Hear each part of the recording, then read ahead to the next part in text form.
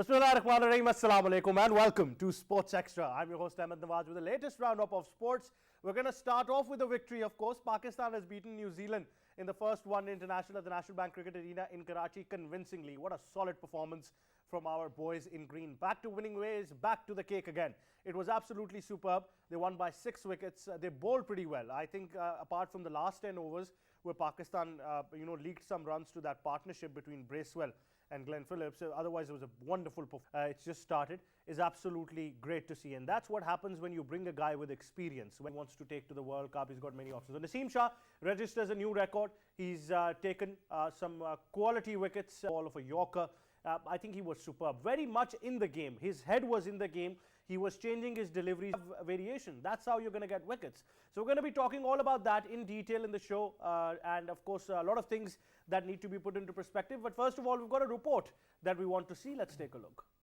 Naseem Shah rattled Kiwis' batting lineup with a 5-wicket haul and attempted to launch a counter-attack on Pakistani pacers with his 29-run knock. Skipper Kane Williamson then started the recovery for his side with Daryl Mitchell and added 32 runs for the third wicket before deliveries. At 220 for 8 in the 46th over, Santner and Tim Southee added crucial and registering a record by taking 15 wickets in his first 4 ODI matches, though with an unbeaten 77 of 86 deliveries.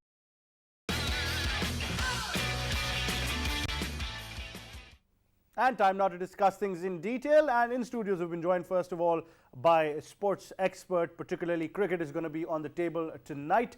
Rizwan Haider. Assalamu alaikum. How are you, sir? Assalamu alaikum, Ahmad. Great to have you on the show. We've also been joined by cricket commentator, broadcaster, and of course, cricket expert Asif Ahmad. Assalamu alaikum. How are you, sir? Walaikum assalam, Ahmad. I'm good. Thank you very much. Great to have you on the show as well. Now, we'll discuss things in detail. But of course, first of all, I want to take this opportunity to wish a very dear colleague and a friend, Mr. Junaid, the Malik Junaid, has got his birthday today. He's a very essential part of the PTV World family. A very happy birthday to you as well. And I think what a wonderful moment if you're sharing your birthday with your mother as well. So, Auntie, a very happy birthday to you as well. I think that's a phenomenal feat, isn't it? We all love our mothers. But when you've got a birthday to share with your mom, I think that's absolutely superb. So, a very happy birthday to you, Mr. Junaid. Keep on shining, as handsome as ever.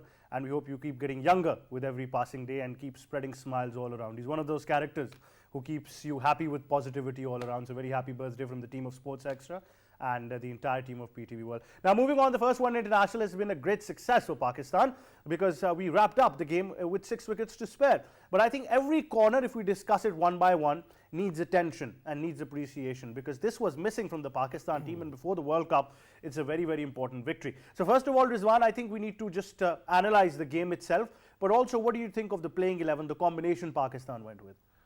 I think first of all we have to congratulate the Pakistan team. You know, victory after 2 months. I think the last game we won was the semi-final in the T20 World Cup. So after that, you know, a barren run. But you know, end of the day, we have to appreciate the team played as a unit. Watching the game yesterday, I remember the times in the 80s and 90s when teams like New Zealand, Australia, England used to shudder at the thought of coming to Pakistan. These days, recently, it's been like, you know, kids in a candy store, getting all they can, you know, on a free-for-all offer. But finally, you know, things have changed. It's a positive thing. You have to take the positives first of all. Babar played well. Rizwan, not very fluent, but still played well. Salman Ali Agha. The youngsters coming through, the Mir bowled really well. And I think finally you got to see Naseem Shah and Haris Rauf in the right format. Haris, of course, didn't bowl that well. But the stamina's missing. They're not really geared up for the test match cricket because they haven't played first class cricket that many. They've got 8 or 9 games each. So if you have the right people at the right place, like Naseem Shah bowled yesterday, you know, he seemed a different bowler. Automatically there's a feel, you can feel he's trying things, he's got the stamina, he's got the energy. In the test match, the wickets were not really up for him. Similarly, the opening was pretty good. Fakhr coming back. What do you think of the return of Fakhr and Haris Sohail in particular? I think Fakhr is an important cog for one-day internationals and also T20 internationals. Maybe not in first-class in test matches, but given a chance, maybe he can turn out like Saeed Anwar. But he's going to be a pivotal part because the aggression that he delivers in the very opening 15 overs, that's vital. Because otherwise, you know, you get 30 for 3 or 30 or 40 runs in 10 overs. That's just not enough. For the modern cricket, you have to get about 65, 70 runs in the 15 overs or more. So Fakhar is the right player for that. I think I found a very different Fakhar Zaman, a very calculated one-day kind of a batsman, which I saw in him yesterday. And I think that was the demand of the wicket as well, to spend time on the crease. Although I still don't like the fact that they were unable to finish the game, because that's something I take very personally. If you're not unable to finish the game, and you've got a personal milestone. But it was a good game overall. Asif, the game overall, but you know what haunts me is that both of these guys, Haris Sohail and Fakhar Zaman, were not in the initial squad. Then Shahid Afridi had a personal talk to them, and then he actually highlighted on media that there was lack of communication. I did not know about the fitness of these two players. See, if you do remember in 2019 World Cup, 50 overs World Cup, Haris Sohail was the premier player for the Pakistan, and he played some stunning knocks there. After that, there was a debate that he was not performing well in Test cricket. And you dropped him from the ODIs as well, so that was injustice. Thank you very much for the new selection committee. They've taken some brave decisions, and brave decisions like Usama Mir. He was the top performer of Pakistan Cup, and they brought him in the ODIs, and he performed well. It was a dream debut for Usama Mir. Talking about Fakhar Zaman, see, Fakhar Zaman played a very good innings yesterday. Rightly said by you that we have seen some changes in Fakhar Zaman. The only thing that was the missing part, that is once again the short selection, you know, because a bowler like Bracewell, who is a top-notch off-spinner, and he is coming round the wicket for you, you should understand that might bringing any delivery inside, and you just went for the sweep shot. That was a very good delivery from Bracewell, and I think that was a very soft dismissal for me against an off-spinner when you're playing across the line. And this is the real problem with the Fakhar Zaman is, Ahmad, you rightly said that we have observed some changes. But still, I want Fakhar Zaman, if you're an opener batter, it does not mean that you, all the time you play across the line. You should understand, Rizwan rightly mentioned about Saeed Anwar. If you want to become a Saeed Anwar, so please work on your wrist work. It's really important, you know. Within in first 10-15 overs, you would have to work how to play in the gaps. And for that, you would have to work on your wrist work, either with a flick shot, square cut, cover drive, each and everything. So I think a good start from the Pakistan. Fakhar Zaman played nicely, but two plays, Haris Sohail and Usama Mir, they were stunning. Right, definitely. We'll discuss this technically because, you know, being a left-hander, I can comment on this, what happened with that dismissal, but right after a short break. Stay tuned.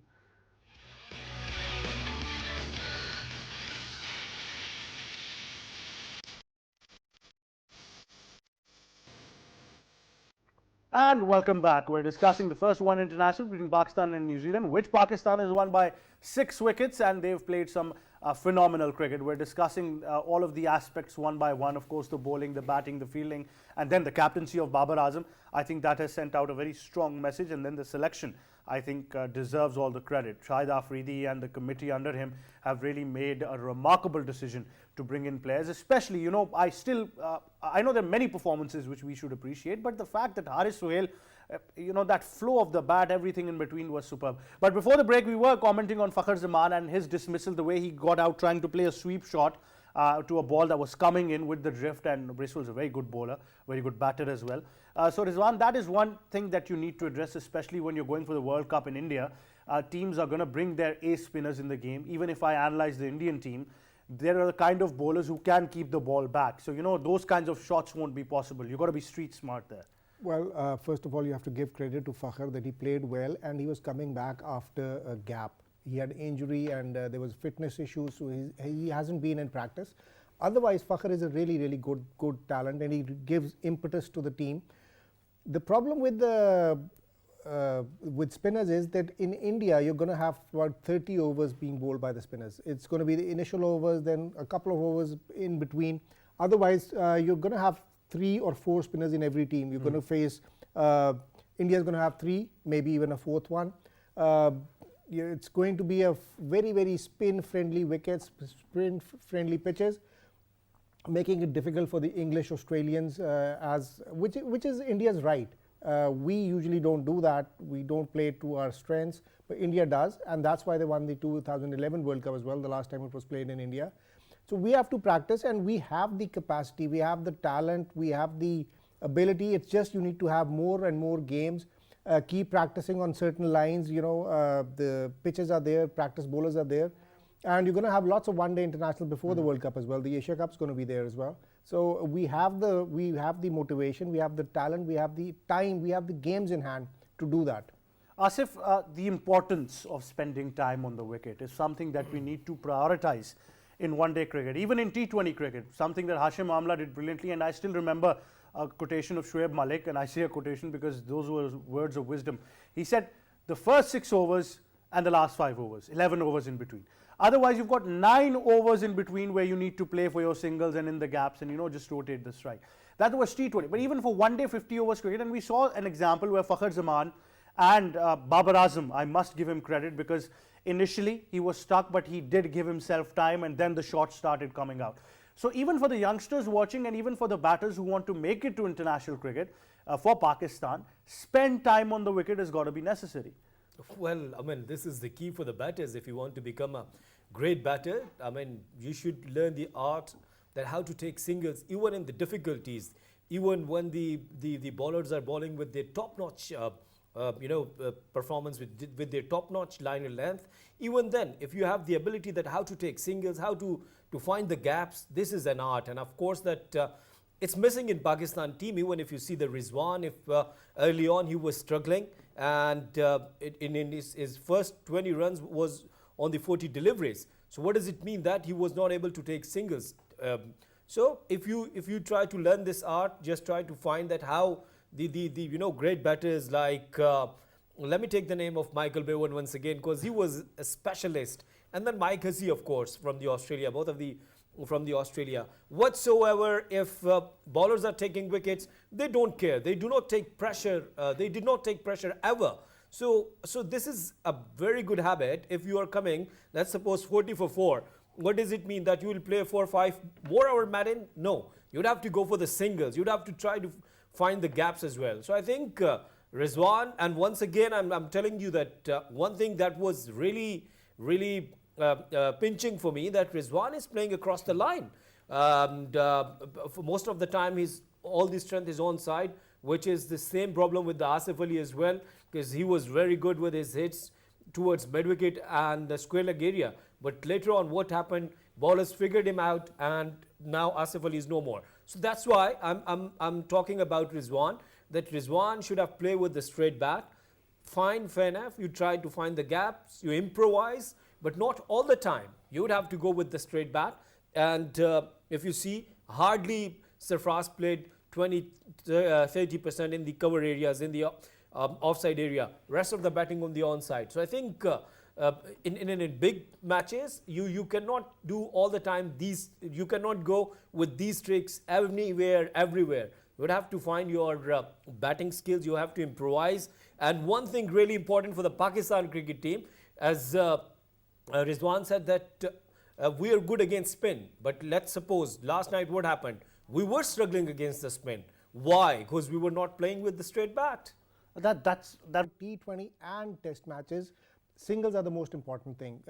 It helps you improve your game. If you're out of form, even then, it helps you maintain run rate. Even it helps you, if you're not comfortable facing a bowler, you keep ruining his line. If it's a left-right batsman batting, then you make it difficult for the bowler to keep bowling to a same line. If the bowler is making a plan, then the singles are the ones which make sure that you don't, let him work according to his plan.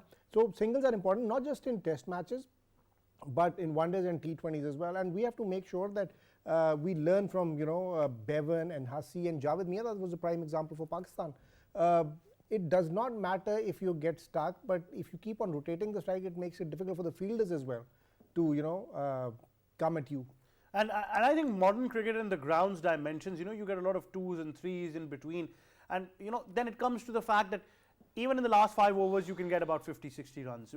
They gave a stat yesterday about the run rates of all the teams in the world in the last 10 overs. New Zealand was on the top, and then it was Pakistan. So that ratio of scoring in the last 10 overs is already there for teams. And I think in conditions like India, I was also watching the India-Sri Lanka game today as well. Rohit got about 80, Shubman Gill got 70. Virat was playing brilliantly, although he got some catches dropped. But that's the luck you need. Lady Luck was on his side. All of them were trying one thing, trying to play in the V as much as they can. And as soon as Rohit and Shubman Gill tried to play on the onside, both of them got leg before wicket. So I think that was a prime example of, the importance. Because in India, Asif, you'd like to better comment on that, that the kind of wickets you're going to get is going to be similar to what we saw yesterday. Yeah, that's right. Hardly you can find extra bounce, especially when you're playing in India. Let's suppose if you're playing in Eden Garden, Kolkata, or if you're playing in Chennai, anywhere, you will find the, surface like as we had yesterday in yesterday's match. But once again, the problem is, as you said, that the players, if they're not playing in the V, it's a big concern for even for the coaches as well, that what they are doing with the teams. Rizwan is really supporting to Fakhar Zaman. We want to see him in better position. We want to see him, performing for Pakistan. But once again, the problem is that if you go all the time across the line, if a delivery pitching outside the off stump and you're trying to play over the mid wicket, later on you will find some troubles for yourself. So a player like an opener, if he's not staying on the pitch for the 10-15 overs and throwing his wicket and all the pressure then on the middle order, so I think then there is no need to go across the line. Just play with the straight bat. And honestly, if you see the way Glenn Phillips was playing yesterday with the straight bat even and waited for the loose deliveries, whenever find even Tom Latham. Even Tom Latham, yeah, you're right.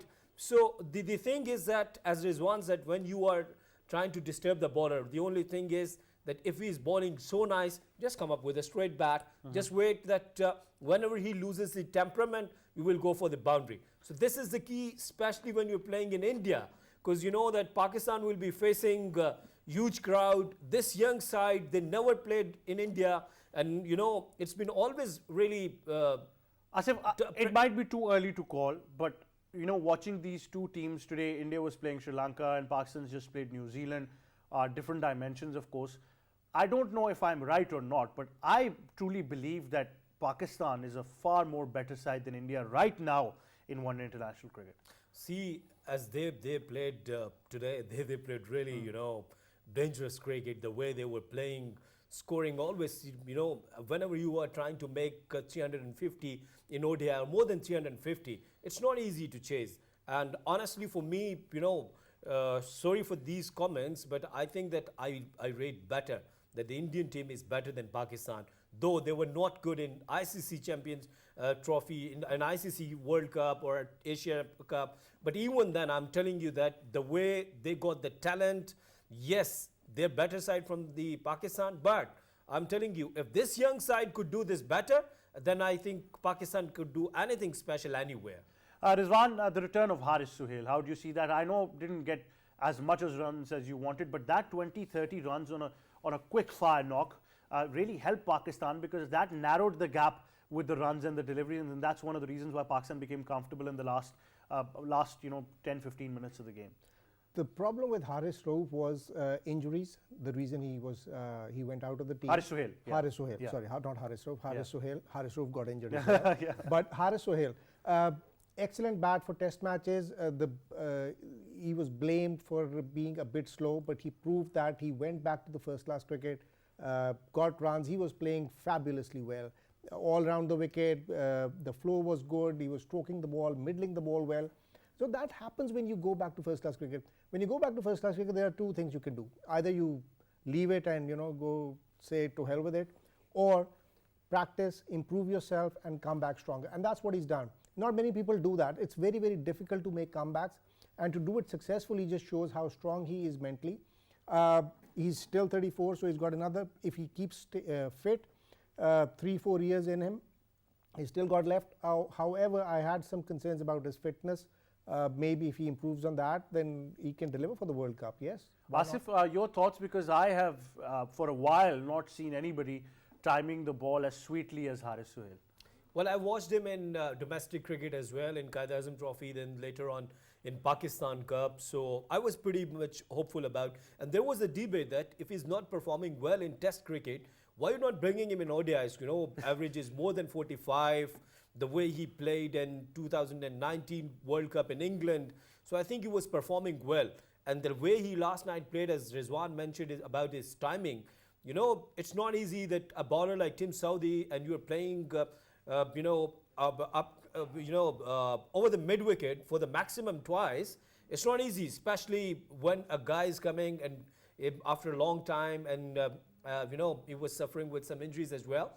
But a very good start and very good prospect for the Pakistan, in the middle overs or in the end overs, in the death overs. If we got a player like Sohail, who could play some maximum and who could play some quick runs, who could make some quick runs, I think really valuable for the Pakistan. And now this is the good thing, that when you are bringing players for their specialities, like a player, if he is good for the ODIs, bring him in ODIs. A player, if he's good in Test cricket, bring him in Test cricket. So I think then things would be working and we'll be getting good results. I just want to add one thing. Yes. It's always good to have options. Abdullah Shafiq coming in, Saud Shakil coming in, Kamran Ghulam is another one who can be tried, Usama Mir coming in, Hamza Mir as a fast bowler coming in, Muhammad Ali bowled a couple of matches, but they were poor pitches for them.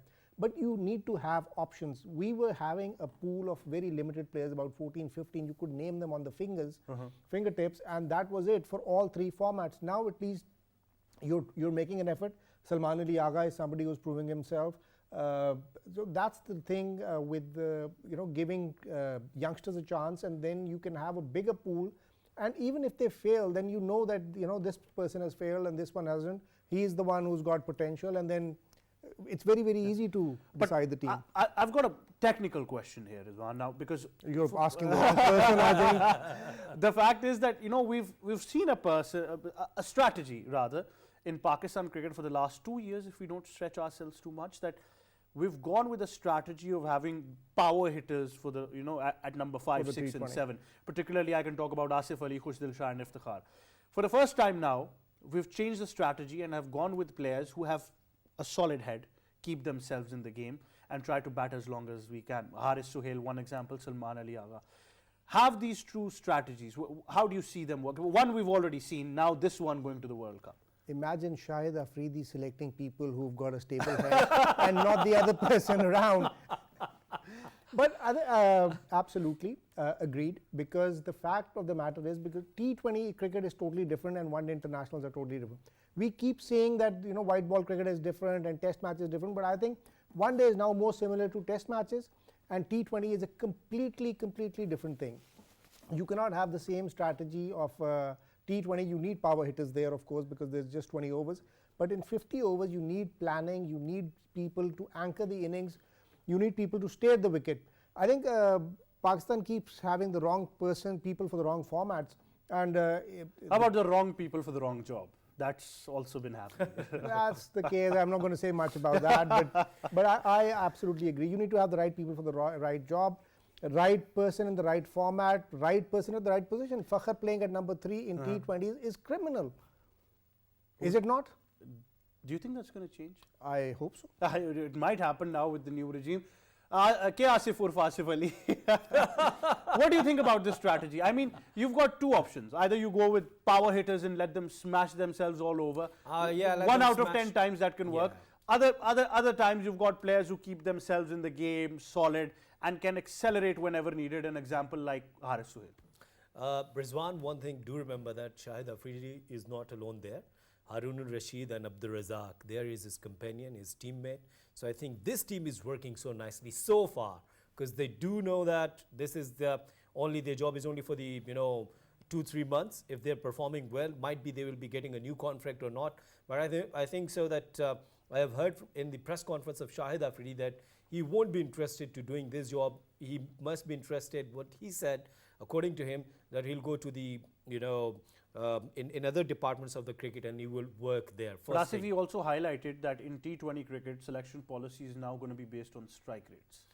Well, I agree with this. I mean, for sometimes, I don't think so that if it's 60 requires on 60 balls, even then if you are looking for the strike rate. Yeah, because Naseem Shah has a better strike rate than many other batters now. Yes. So for me, that if you are playing according to the conditions, according to the situations, that matters for me. It does not, if you require 120 in 20 overs, then you'll go and you start slogging.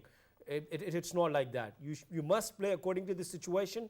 If you require, your asking rate is 8 runs, you must play according to that. If asking rate is 6, you must play according to that. So I think it's another debate. I don't go into that. But other thing, which is really good, which you asked me that question, that Shahid Afridi has selected players like Haris, players like Salman Ali Agha, and he didn't take the name of Iftikhar and Asif Ali and Khushdil Shah.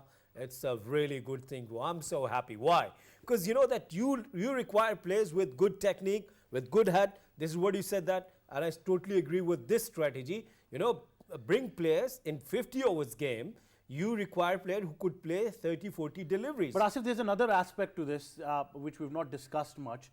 As a chief selector, one, he's absolutely sure about his decisions facing the media. Number two, he's got a reason for his selections, which he will highlight. So, you know, he's not going to say the team requires this, the team requires it. He's going to, so far what we've seen in the last 10, 15 days, he has justified his every selection. Well, that's why everyone is happy. That's why, you know, why? Because, you know, you are bringing Usama Mir, and Usama Mir was not only performing here in Pakistan Cup, but he also performed in, you know, domestic circuit as well. Performing from last couple of years, you brought him, he proved himself. Same with the Haris Sohail. So I think that when you are giving confidence to the player that you're performing in domestic circuit and we're giving you chance, you are opening more doors as well for the more youngsters. That you will perform, you will get a chance. So I think it's a good strategy, and rightly said. And this is Indian media even discussed that the way Shahid Khan Afridi is you know, facing media, it should be really, you know, must be appreciable. And they were so happy that the way he's handling the questions, even he was quite straightforward that, and he said that I've spoken to the Najm Sethi, the chairman of who's the heading of all this, the cricket committee, cricket committee, and if he's not happy with this my decision, I cannot argue. Well, definitely that would be the case. And now we move our focus to the bowling department, where Naseem Shah has grabbed another record, taking about 15 wickets in 4 ODIs, and has been absolutely superb. Took a fifer in this one international as well. I am going to let Rizwan answer this, because, you know, he's had a keen eye on our fast bowling department, how it's lacked that quality and fitness. But how do you see Naseem Shah, first of all? Naseem is a prospect for the future. He's played well. One has to appreciate how he's played in T20s and one internationals as well. He's just 4 games old, so 15 wickets. Yes, we should be happy, but it's not like a world record. We will see how many wickets he gets after 50. In one internationals, economy rates are also important. But end of the day, we need to have a pool. I think we have got the right amount of bowlers, the right quality of bowlers for one internationals and T20s, the quick bowlers I'm talking about. Right. But for the test matches, we still lack quality, and suddenly, you know, we were saying that fast bowlers are produced on a conveyor belt, and we got test matches and Shaheen Afridi got injured, and it's like, you know, there's nobody there. It was literally barren. But in the long run, we have to produce better wickets as well. You cannot produce bowlers if you don't develop them in first-class cricket.